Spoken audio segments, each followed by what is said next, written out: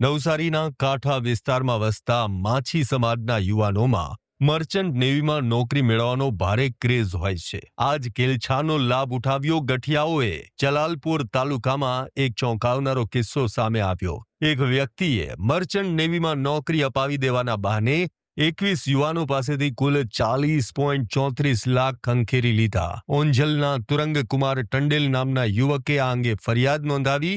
વિનોદ પટેલ નામના વ્યક્તિએ તેમને નોકરીની ખાતરી આપી. પહેલા એડવાન્સ ફીના નામે ₹2 લાખ ગૂગલ પે દ્વારા લઈ લીધા. ત્યારબાદ મુંબઈમાં ઇન્ટરવ્યૂ અને મેડિકલ ટેસ્ટનું નાટક કર્યું. ત્યારબાદ ટિકિટના નામે બીજા ₹50,000 પડાવ્યા. નોકરી ન મળતા દુબઈ ટ્રીપ, શિપ એન્કર, રમઝાનની રજા હોવાના બહાના બનાવ્યા. તુરંગકુમારની ફરિયાદ બાદ પોલીસે તપાસ કરી તો ખુલાસો થયો કે આરોપી વિનોદ પટેલે માત્ર તુરંગ જ નહીં, અન્ય 20 યુવકોને પણ આવી જ રીતે શિકાર બનાવ્યા છે. કુલ 21 યુવકો પાસેથી 40 લાખથી વધુની રકમ પડાવી છે.